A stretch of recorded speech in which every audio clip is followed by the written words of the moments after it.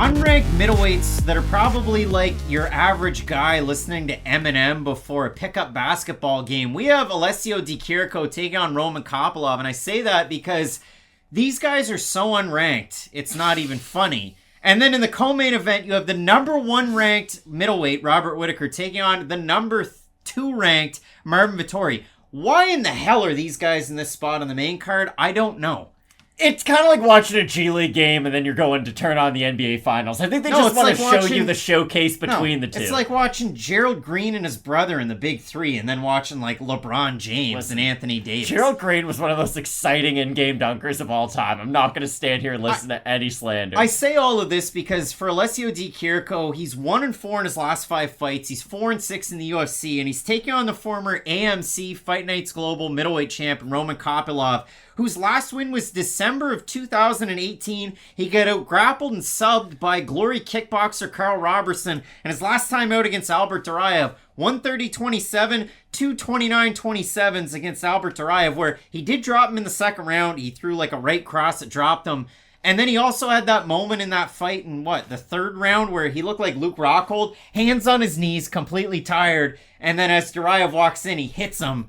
And then he felt pretty good about himself. From Roman Kopylov, this guy looked amazing with Fight Nights Global. I can't stress that enough. I went back and watched a lot of that tape to get ready for this matchup because you got to see what the guy looks like at his peak to figure out what he could look like in a matchup against Di Chirico. Kopylov would throw with great volume, picking his power shots, tricky southpaw to figure out. He would drop guys. He would mix in all different shots from head to the body.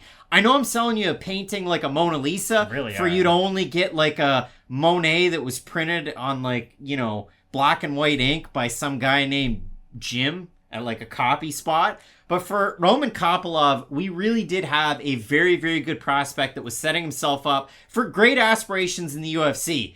It's just he didn't look good against Carl Robertson, took a lot of time off, fought the former M1 Global double champ, welterweight, middleweight, Albert Duraev, busted up that big eye that ended up getting him finished in his last time out against Joaquin Buckley. But for Roman Kopylov, he just hasn't been able... He's had good takedown defense, but it's been a flurry and, a big amount of volume that's finally been able to get him down to the mat where he hasn't been able to get back up. For Alessio Di Chirico in the UFC, when the going's good, he's knocking out Joaquin Buckley and looking amazing. When the going's bad, he's getting knocked out by Abdulrazak Alhassan. He's losing decisions that are tight. He's beating Julian Marquez in really close fights. Matt, what the hell is the best version of Alessio Di Chirico? A well-rounded guy that can do it all? A guy who's going to clinch you a lot. And that's what people want to bring up. They're like, oh, remember the head kick against Numansa? I do. But also I remember the 17 minutes in every 15-minute fight where he just spends holding his opponent up against the cage. Because the thing about Di Chirico is he is a good striker. He does have decent offensive wrestling. He's got a good kicking game like he was able to show against Joaquin Buckley.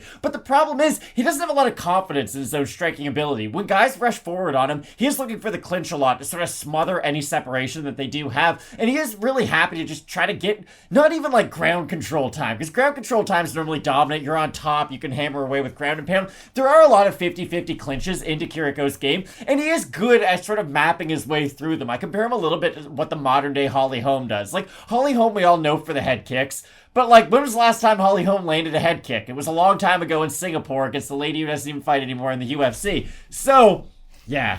Fucking bitch. So, but for Di Chirico, he does employ good striking defense. And I know he has been finished before, but that is the one good part about his game. He's kind of basic with his own boxing, but he can either keep his opponent's hands up defending his own shots or defending clinches and kind of takedown attempts. I think Kopylov is the much more dangerous guy, especially at range in this matchup, because the thing about Di Chirico is he can sort of get stopped in that first gear in neutral to where he never opens up with his own offense. And if that's the version that we do get this weekend, Kopylov should be able to go in there, land a lot of combinations. He's a much more heavy-handed fighter in this matchup, and I could see him really being able to damage Di Chirico quite a bit. But on the flip side, Kopylov could throw strikes effectively for 4 minutes, maybe even, the totality of the first round, and then Di Chirico clinches him.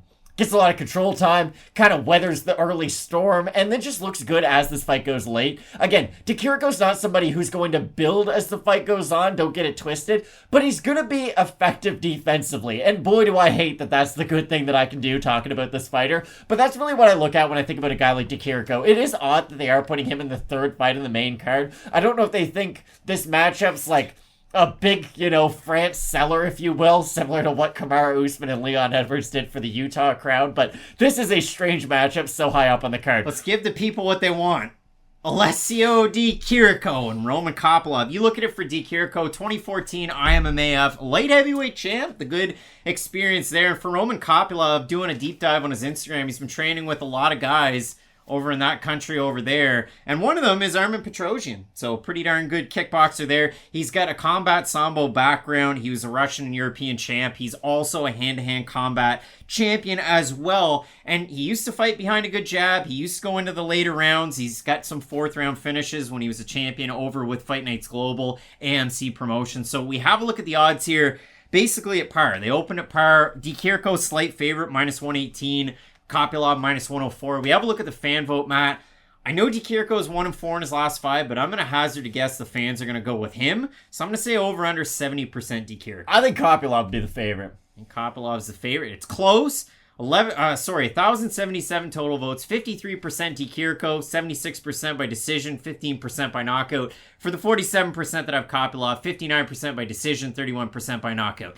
Do you think the steadier, more defensively sound fighter Di Chirico wins this matchup this weekend? Probably, but I'm not picking him. I think Kopylov has the much higher potential to finish this fight, and honestly, that's what I feel the best in. Like, if it goes to decision, it's a coin flip. Either guy could win. It's going to be damage over control.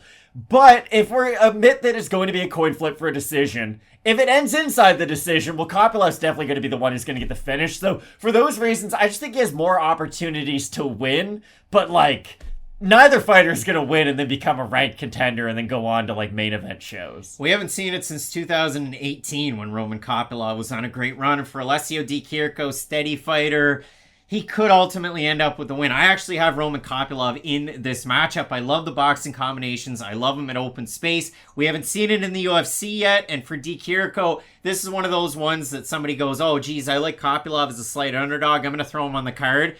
Stay away from it. These guys haven't won anything in a meaningful amount of time. Obviously, Di Chirico has more recently with that win over Joaquin Buckley, but it's almost more of an anomaly from the losing. So make a pick and stay away from this one at your own right. Both of us going with Roman Kopylov to get the win. Never thought I'd ever say that on Fight Night Picks. We have two giant fights up ahead of this one. Whittaker, Vettori, and Gane versus Tuivasa. You're not going to want to miss it. So keep it locked in with Fight Night Picks. We always say, let's get into it.